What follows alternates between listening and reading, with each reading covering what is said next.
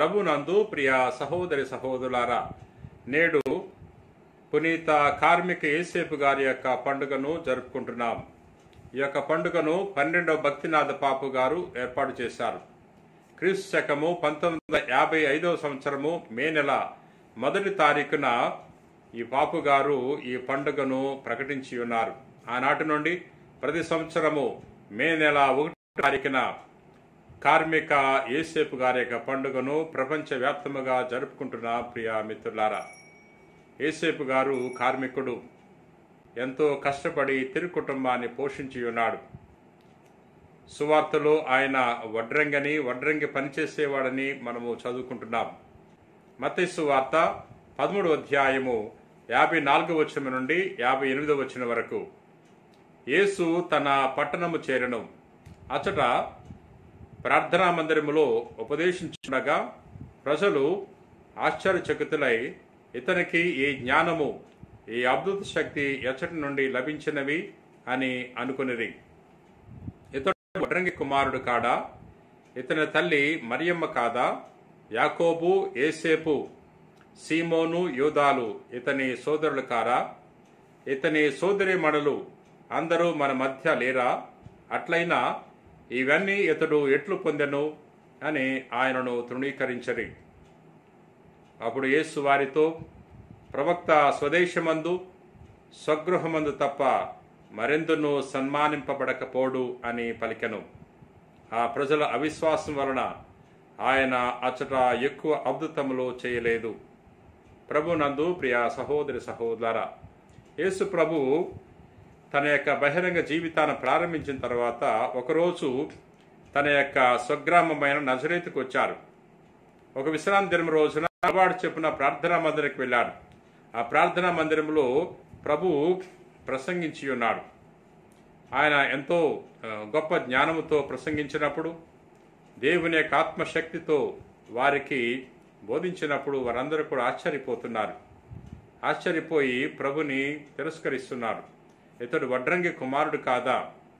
ఇతడు మరియమ్మ కుమారుడు కాదా అని వారందరూ కూడా తమలో తాము చర్చించుకుంటున్నారు. ప్రియా మిత్రులారా, యేసు ప్రభు వడ్రంగి కుమారుడు అని వారు తెలియజేస్తున్నారు.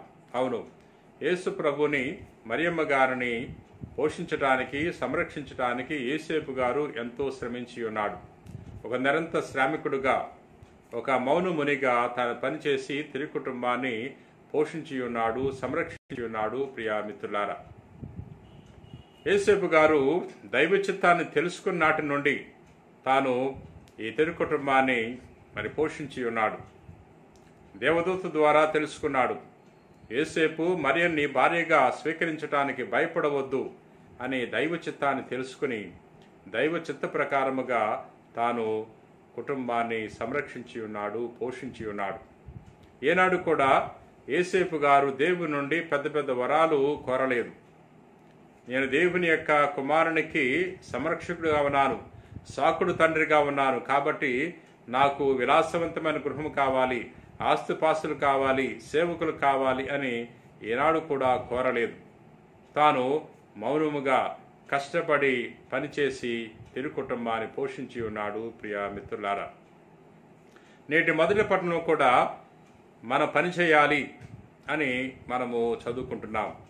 నేడు మనం ధ్యానం చేసుకునే మొదటి పట్టణము ఆదికాండము 1వ అధ్యాయము 26వ వచనం నుండి చదువుకుంటున్నాం. అక్కడ దేవుడు కలుగజేసిన సకల సృష్టి గురించి చదువుకుంటున్నాం. దేవుడు 6 రోజులు సృష్టిని కలుగజేసి 7వ రోజున తాను విశ్రాంతి తీసుకున్నాడు అని చదువుకుంటున్నాం. 6వ రోజున దేవుడు మనిషిని కలుగజేశాడు. మనిషిని కలిగజేసి మనిషికి సకల జీవరాశుల మీద అధికారం ఇచ్చాడు. వాటిని పరిపాలించమని తెలియచేసి ఉన్నాడు. 6 రోజులు శ్రమపడి పనిచేసిన తర్వాత 7వ రోజున దేవుడు విశ్రాంతి తీసుకున్నాడు అని తెలియజేస్తున్నాడు. అంటే దేవుడు పనిచేశాడు కాబట్టి మనం కూడా పనిచేయాలి. మనం కూడా కష్టపడి శ్రమించి ఫలితాన్ని పొందుకోవాలి అనే విషయాన్ని ఇక్కడ మనం గమనించాలి. ప్రియా మిత్రులారా, పౌలు గారు తెలియజేస్తున్నాడు, పని చేయని వాడు భోజనానికి అర్హుడు కాడు అనే విషయాన్ని తెలియజేస్తున్నాడు. అవును, పనిచేసిన వాడు మాత్రమే భోజనానికి అర్హుడు. యేసు ప్రభువు నిరంతర శ్రామికుడిగా ఈ భూలోకములో పనిచేశాడు. దేవుని యొక్క చిత్తాన్ని నెరవేర్చడానికి యేసు ప్రభువు ఎంతో శ్రమించి ఉన్నాడు. తన యొక్క సువార్త పరిచర్యలో కొన్నిసార్లు భోజనం చేయటానికి సమయం లేకపోయినా సరే తండ్రి చిత్తం నెరవేర్చడమే ధ్యేయంగా పెట్టుకుని ప్రభువు పనిచేసి ఉన్నాడు. ప్రియామిత్రులారా, మనం కూడా ఈ భూలోకములో జీవించేటప్పుడు మనము శ్రమించాలి. బద్ధకస్తులుగా జీవించకూడదు. కష్టపడి పనిచేసి తగిన ఫలితాన్ని సాధించుకోవాలి. అడ్డదారుల్లో వెళ్ళి ఫలితాన్ని సాధించకూడదు. కష్టపడి పనిచేసి పొందుకున్న ఫలితమే మనకు సంతోషాన్ని ఇస్తుంది, సంతృప్తిని ఇస్తుంది. దేవుడు కూడా మన నుండి ఇదే కోరుకుంటున్నాడు. కాబట్టి ఈ భూలోకములో దైవ చిత్తాన్ని నెరవేర్చడానికి నిరంతరము మనము శ్రమించడానికి కావలసిన గొప్ప శక్తిని, ఆత్మవరమును దయచేయమని ఆ ప్రభుని ప్రార్థన చేద్దాం. ప్రేమ కలిగిన ప్రభువా, దయగిన సర్వేశ్వర ప్రభువా, నేను స్తుతిస్తున్నా, మహింపరుస్తున్నా, ఘనపరుస్తున్నా. ఓ గొప్ప దేవుడా, నేడు కార్మిక యేసేపు గారి యొక్క పండుగను కొనియాడుతున్నాం. అయ్యా, యేసేపు గారు తిరుగు కుటుంబాన్ని పోషించడానికి, సంరక్షించడానికి వడ్రంగి పనిచేసి ఉన్నాడు. ఒక మౌనమునిగా నిరంతర శ్రామికుడిగా పనిచేసి కుటుంబాన్ని పోషించి ఉన్నాడు. ఈ భూలోకములో మేము కూడా కష్టపడి పనిచేసి తగిన ఫలితాన్ని పొందుకునే భాగ్యాన్ని దయచేయండి. ప్రభు, ఈ రోజున ప్రార్థన చేస్తున్న వారు ఎవరైతే అనారోగ్యంతో బాధపడుతున్నారో అటువంటి వారందరినీ కూడా తాకి స్వస్థపరచమని మానాథుడైన క్రీస్తు ద్వారా మనవి చేయుచున్నాం తండ్రి. ఆమెన్.